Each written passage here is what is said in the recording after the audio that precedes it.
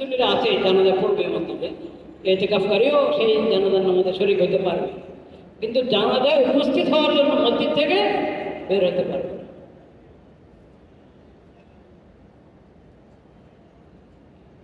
দেখেন কত বড় গুরুত্বপূর্ণ দুইটা আমল এতেকাফকারীর জন্য নিষেধ। তাহলে এতেকাফকারী মসজিদ থেকে কোনো জরুরত ছাড়া মসজিদ থেকে বের না হওয়া কত বড় গুরুত্বপূর্ণ আমল, খেয়াল করেছেন? যেখানে এত বড় সওয়াবের কাজ, এটার জন্য তোমাকে মসজিদ ত্যাগ করতে হবে, মসজিদ থেকে বের হতে হবে, সেটার অনুমতি দেওয়া হয় না শরীয়তে। না, এতেকাফ করেছো আল্লাহর জন্য, বাস এখন তুমি ওই নেক আমল পরে করবা, আগেও করেছো সামনে করবা। এতেকাফ রেখে তুমি জানাজায় মসজিদের বাইরে গিয়ে জানাজা শরীক হবা এবং রোগী দেখতে যাবা, এটা করো। তাহলে আমি এই সময়গুলো মসজিদের মধ্যে কত গুরুত্বের সাথে কাটানো দরকার খেয়াল করতে পেরেছি। মসজিদ থেকে বেরোবো শুধু একান্ত জরুরত, মানুষ হিসাবে তার যে সমস্ত ঠেকা জরুরত হয় সে জরুরতে বেরোবে।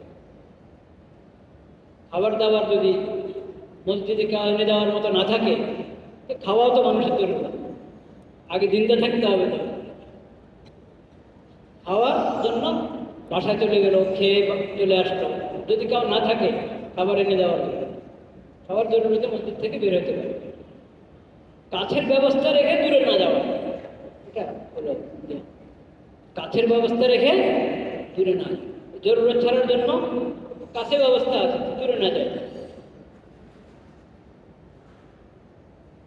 এইভাবে আমরা ইতিকাফের বরকত এবং ইতিকাফের ফজিলত হাসিল করার চেষ্টা করব।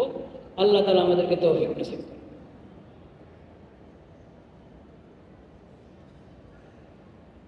লা ইলাহা ইল্লাল্লাহ, লা ইলাহা ইল্লাল্লাহ।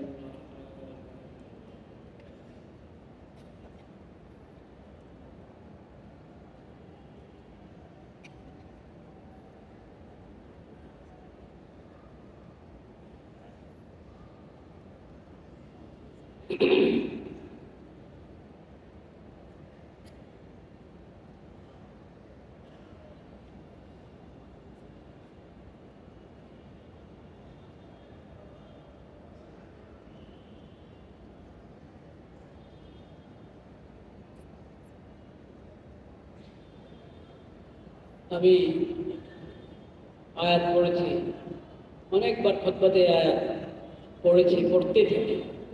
সূরাতুল হাশরের শেষের দিকের একটি আয়াত, ইয়া আইয়ুহাল্লাযীনা আমানু তাকুল্লাহ ওয়াল তানজুর নাফসুম মা কদ্দামাত লিগাদ ওয়াত্তাকুল্লাহ ইন্নাল্লাহা খাবীরুম বিমা তা'মালুন। আখিরাতের প্রস্তুতি করা, আখিরাতের জন্য প্রস্তুত, সেটা এখন এবং এই রমজানের বাকি যে কয়দিন আছে খুব তওবা ইস্তেগফারের মধ্যে সময়টা কাটানোর চেষ্টা করো। ইস্তেগফার বেশি বেশি, দুরূদ শরীফ বেশি বেশি করো এবং তওবা। তওবা কাকে বলে? তওবা কাকে বলে? তওবা হলো ফিরে আসা। গুনাহ করা মানেই হলো কোনো পাপ, আল্লাহর হক নষ্ট করা, আল্লাহর মাখলুকের হক নষ্ট করা, পাপাচার, যে কোনো গুনাহ। গুনাহ করা মানেই হলো আমি উল্টা দিকে হাঁটা শুরু করেছি, আল্লাহর সন্তুষ্টির রাস্তা ছেড়ে অন্যদিকে হাঁটা শুরু করেছি। এখন আমার দায়িত্ব হলো তওবা করা। তওবা মানে হলো ফিরে আসা, আবার পথে আসা, পথে আসা, আল্লাহর সন্তুষ্টির রাস্তায় আসা। তওবা মানে ফিরে আসা। কোত্থেকে ফিরে আসা? মানে আমি তো উল্টা পথে হাঁটা শুরু করেছি। কোনো পাপের কাজ করা মানেই উল্টা দিকে হাঁটা। মুসলিম মুমিন তো জান্নাতের দিকে হাঁটবে, জান্নাতের রাস্তায় চলতে থাকবে। গুনাহ করা মানে সে জাহান্নামের রাস্তার দিকে হাঁটছে, আল্লাহর সন্তুষ্টির রাস্তা ছেড়ে আল্লাহর নাফরমানির রাস্তার দিকে চলছে। তার দায়িত্ব দ্রুত ফিরে আসা, আবার সঠিক রাস্তায় আসা। তওবা করে, তওবা মানেই সঠিক রাস্তায় ফিরে আসা, সঠিক রাস্তায় ফিরে আসা। শুধু ইস্তেগফার, আস্তাগফিরুল্লাহ আস্তাগফিরুল্লাহ, আল্লাহ আমি ক্ষমা চাই বললাম, ফিরে আসলাম, রাস্তা পরিবর্তন করলাম, তাহলে তওবা হবে? ইস্তেগফার তওবাবিহীন, এটা কোনো এক পর্যায়ে এটা উপহাস মতো হতে পারে। সরি সরি বলছি, কিন্তু আমার আচরণ পরিবর্তন করছি না। আল্লাহর সঙ্গে এটা চলে, মানুষের সঙ্গে তো এটা চলে। এই জন্য ভাই, ইস্তেগফার এবং তাওবা, ইস্তেগফার এবং কি তাওবা দুটো একসাথে। আস্তাগফিরুল্লাহাল্লাযী লা ইলাহা ইল্লা হুয়াল হাইয়ুল কাইয়্যুম ওয়া আতুবু ইলাইহি। দেখেন, ইস্তেগফারের যে দোয়া শিখিয়েছেন নবী করিম সাল্লাল্লাহু আলাইহি ওয়াসাল্লাম, দুটো কথা একসাথে। আস্তাগফিরুল্লাহ, আমি আল্লাহর কাছে ক্ষমা চাই, ক্ষমা প্রার্থনা করি, আল্লাহ আমাকে ক্ষমা করুন। আল্লাহ একমাত্র মাবুদ, আল্লাহ ছাড়া কোনো মাবুদ, যিনি ছাড়া কোনো মাবুদ নেই, সেই রব্বুল আলামিনের দরবারে আমি মাগফিরাতের প্রার্থনা করি, ওয়া আতুবু ইলাইহি, এবং আমি তার কাছে ফিরত আসছি, ফিরে এসেছি। আমি যদি উল্টা পথে হাঁটা শুরু করেছিলাম, আল্লাহর নাফরমানের দিকে যাচ্ছিলাম, ওই দিক থেকে আমি ফিরে আবার আল্লাহর সন্তুষ্টির রাস্তায় এসে গেছি। এটার নাম হলো ইস্তেগফার। যে ইস্তেগফারের মধ্যে তওবা আছে ওটা ইস্তেগফার। যে ইস্তেগফারের মধ্যে তওবা নাই, গুনার রাস্তায় চলছে আর আস্তাগফিরুল্লাহ আস্তাগফিরুল্লাহ মুখে বলছে, এটা ইস্তেগফার। तौबा बर लब सुबह बर कब दिल पुरज ज़ौक़े गुनाह मासियत रा खंदमी आयत से इस्तेग़फ़ार। फारसी কবি বলেছেন, খুব দারুণ কথা বলেছেন। মুখে বলছি আস্তাগফিরুল্লাহ, মুখে বলছি তওবা তওবা, হাতে তাসবিহ আছে, দিল পুরজ ज़ौक़े गुनाह, কিন্তু আমার দিল, আমার 24 ঘন্টার আচরণ গুনার গুনাহ, পাপ আর পাপ। কেমন হলো?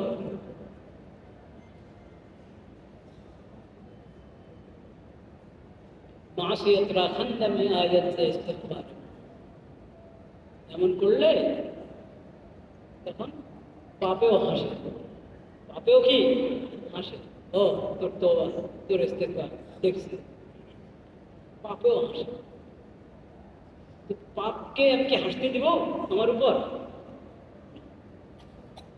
এজন্য আমার তওবার সঙ্গে ইস্তেগফার থাকবে, আমার ইস্তেগফারের সঙ্গে কি থাকবে? তওবা থাকবে। ফিরে আসো, যা হয়ে গেছে ওটার উপর লজ্জিত হয়ে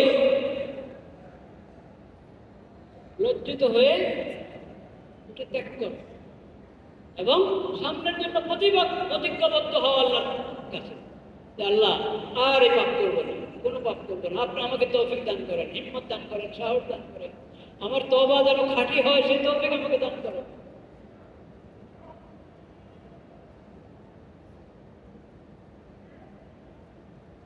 আর পিছনের কাফারা, তওবার পরে পিছনের কাফারা ধীরে ধীরে করতে থাকো।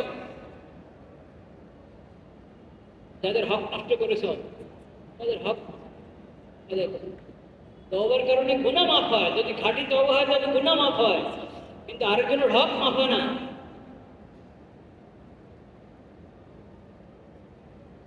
কোনো ব্যক্তির, কোনো খানদানের, কোনো পরিবারের কারো কোনো হক আমি নষ্ট করে থাকি, আত্মসাদের মাধ্যমে হক নষ্ট করেছে, ঋণ আদায় করে নাই সেভাবে হক নষ্ট করেছে, মিরাস আদায় করে নাই সেভাবে হক নষ্ট করেছে, আর কষ্ট দিয়েছে, মারপিট করে কষ্ট দিয়েছে, গালমন্ত্র দিয়ে কষ্ট দিয়েছে, সব হক।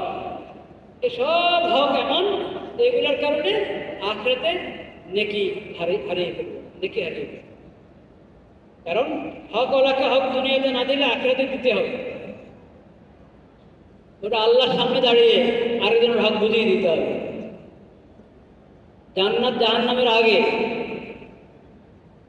মানুষের হক মানুষকে বুঝিয়ে দিতে হবে। দুনিয়াতে না দিলে আখিরাতে দিতেই হবে। কেমনে দিবে? তখন তো আর ব্যাংক অ্যাকাউন্ট নাই, গোলা নাই, ধানের গোলাও নাই, স্বর্ণের গোলাও নাই, কিচ্ছু নাই, কোনো কারেন্সি নেই। টাকা তো চলবে না, ডলারও চলবে না।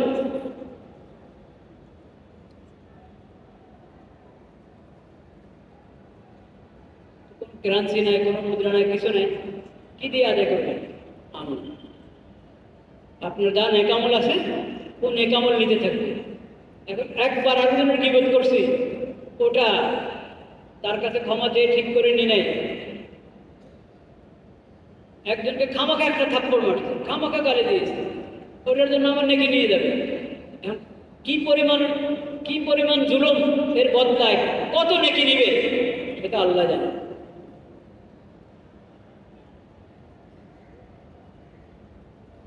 যখন নেকি দিতে দিতে নেকি শেষ হয়ে গেছে, মানুষের হক কি হয় নাই, শেষ হয় নাই, তখন আর কি নাই কিছু, আর কি করবে না, তারপরও আছে, ছাড় নাই, ওর গুণা তোমার কাজে আনে,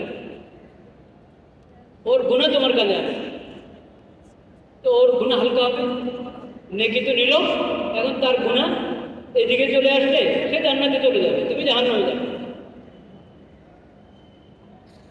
কঠিন অবস্থা কিন্তু এটা। আল্লাহর মাখলুকের হক নষ্ট করা, মাখলুকের উপর জুলুম করা, অত্যাচার অনাচার, এটা আমরা হালকা মনে করি। হালকা না, এটা জুলুমাতুন ইয়াউমাল কিয়ামah।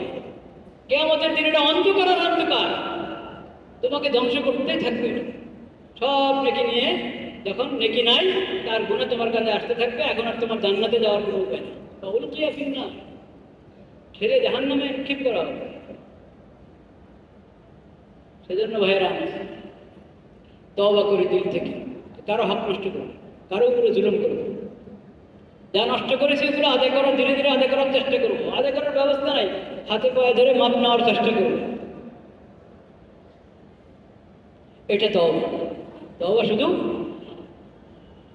গুনাহ ছাড়ো, পিছনের জন্য লজ্জিত হয়ে আল্লাহর দরবারে কান্না করো এবং সামনের জন্য প্রতিজ্ঞাবদ্ধ হও, গুনাহ ত্যাগ করো, নগদ ত্যাগ করে সঠিক রাস্তা চলা শুরু করো। আর পিছনের জিন্দেগির কাফফারা করো। দুই রকম, আল্লাহর হক নষ্ট করেছো, ওটার কাফফারা করো, বান্দার হক নষ্ট করেছো, ওটার কাফফারা। এরকম খাঁটি তওবা চেষ্টা করি আমরা এই রমজানে, ওরকম খাঁটি তওবা নিয়ে যাতে রমজান বিদায় নেয় আমাদের কাছে, সেই চেষ্টা করি। আল্লাহ তাআলা তৌফিক দান। মুসলিম উম্মতের জন্য দোয়া করো। ফিলিস্তিনে গাজ্জাবাসীর উপরে যে জুলুম হচ্ছে, আমরা এটা আলোচনা করার হক রাখি না। এটা তো শুধু মুখের আলোচনা। একটু কমপক্ষে দোয়া করে আল্লাহর দরবারে, আল্লাহ রাব্বুল আলামিন তাদের হেফাজত করে, আমাদের গুনার কারণে আল্লাহ তাদেরকে কষ্ট না দেয়। তাদের এই কোরবানির বরকতে পুরো মুসলিম জাহানের মধ্যে আল্লাহ তাআলা দ্বীন, শরীয়ত, ঈমান এবং কোরআনের হাওয়া জারি করে। লা ইলাহা ইল্লাল্লাহ, লা ইলাহা ইল্লাল্লাহ।